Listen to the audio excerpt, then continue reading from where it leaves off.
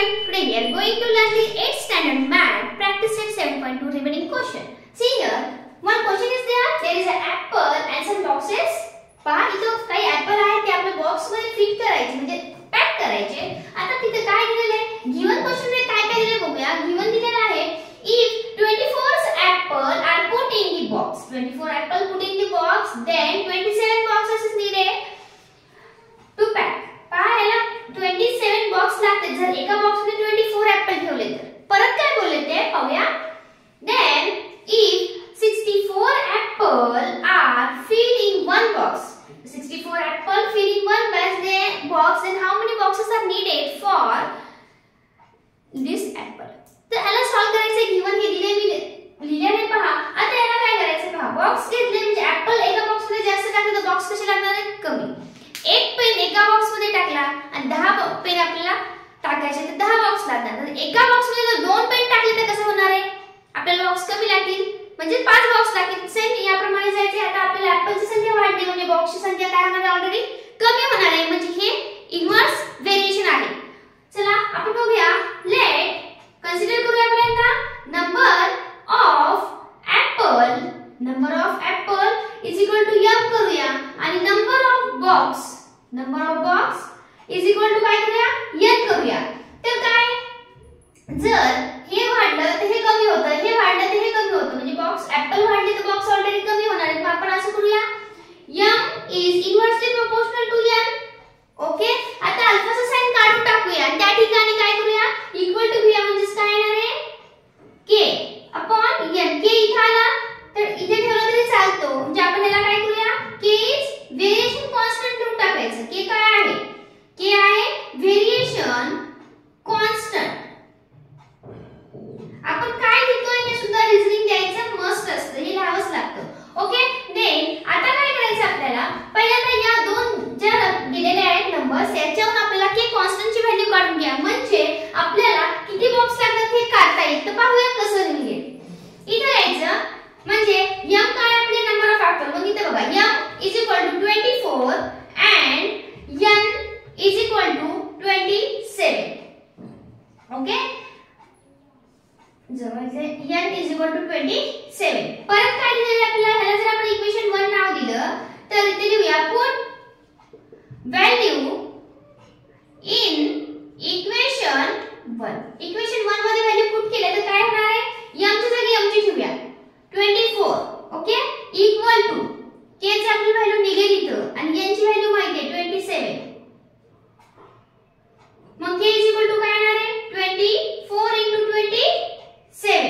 24 into 27 त्याचं calculation करून घेऊया आपण. 27 into 24 कॅल्क्युलेशन केलं तर काय येणार आहे पहिल्यांदा 4 ने करा आपण त्याने करा किंवा 24 चं टेबल येत असेल तर त्याने करू शकता तुम्ही.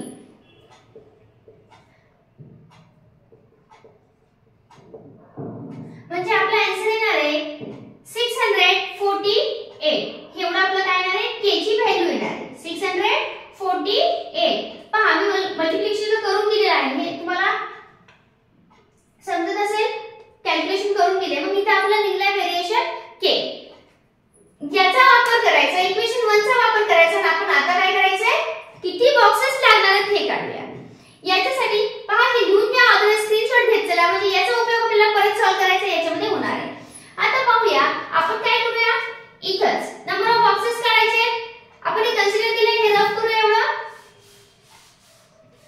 आता इथे द्यायचं m इज इक्वल टू काय m काय आपलं नंबर ऑफ बॉक्सेस होतं सॉरी नंबर ऑफ ऍपल होतं म्हणजे m इथे दिलाय. m दिलाय का नाही दिलेला ऍपल. ओके दिलाय. अँड नंबर ऑफ बॉक्स म्हणजे काय n आहे. मग n की काय आपल्याला काढायचं आहे. मग हेच करायचं put the value in equation 1. आपल्याला हे इक्वेशन 1 दिलेलं आहे याच्यामध्ये व्हॅल्यू पुट करायचं. Put value in equation 1. मग याच्यामध्ये व्हॅल्यू काय आहे m ची व्हॅल्यू काय 36 इज इक्वल टू k ची व्हॅल्यू काय आलेली 648 डिवाइडेड बाय n ची व्हॅल्यू आपल्याला काढायची. ओके. चला आता याला इकडे घेऊया.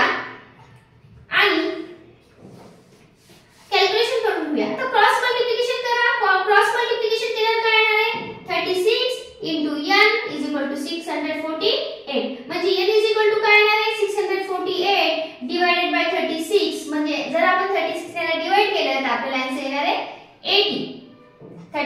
36 मधून 36 करा आणि परत 36 ला 8 ने मल्टिप्लाय करून बघा तर आपला आन्सर किती येणार आहे 80. मग तुम्ही इथे लिहू शकता hence 18 boxes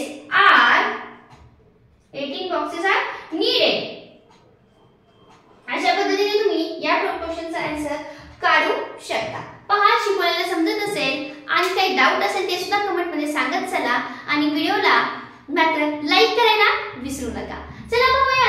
नाउ पहा, क्वेश्चन आहे, याला काय करायचं आपल्याला सिम्बॉलिक व्हेरिएशन द्यायचे. जस्ट ओन्ली सिम्बॉल द्यायचे, काहीही करायचं नाही. चला पाहूया आपल्याला काय करायचं.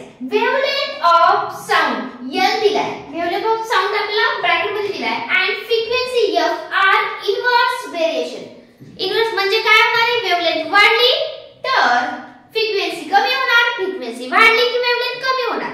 म्हणजे खालीवरी होत राहणार आहे. एक वाढले की दुसरं खाली कमी होणार आणि एक कमी झाले की दुसरं वाढणार. या पद्धतीने झालेलं आहे इथं पण. म्हणजे पाहूया आता, हे इन्व्हर्स व्हेरिएशन आहे, मग हे होणारच, एक कमी किंवा एक जास्त.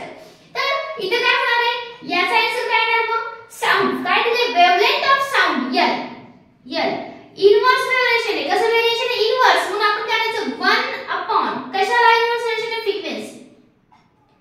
याचं हे झालं याचं सिम्बॉलिक फॉर्म. जर इथं 1 समजत नसेल तर असं करा, म्हणजे हे 1 आणि हे 1 दोन्ही पण 1 दिसतात. ओके, परत जर मला ठेवायचं असेल तर आपण काय लिहितो, N is equal to K 1 upon F.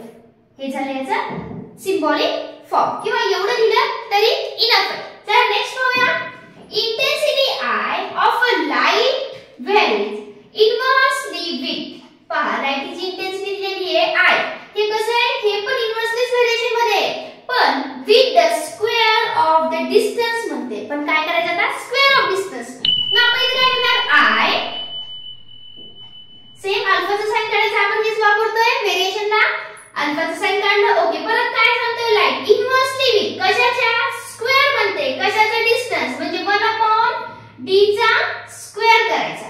Okay, हे झालं. तर आपल्याला अजून पुढे स्टेप घ्यायची असेल तर आपण काय करू शकतो, I is equal to K 1 upon d square.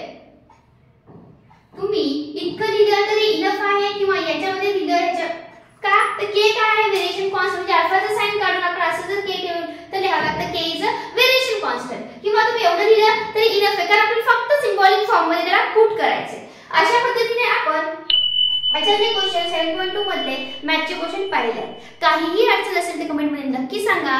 Okay, आणि व्हिडिओ आवडत असेल तर लाईक, शेअर, कमेंट करायला विसरू नका.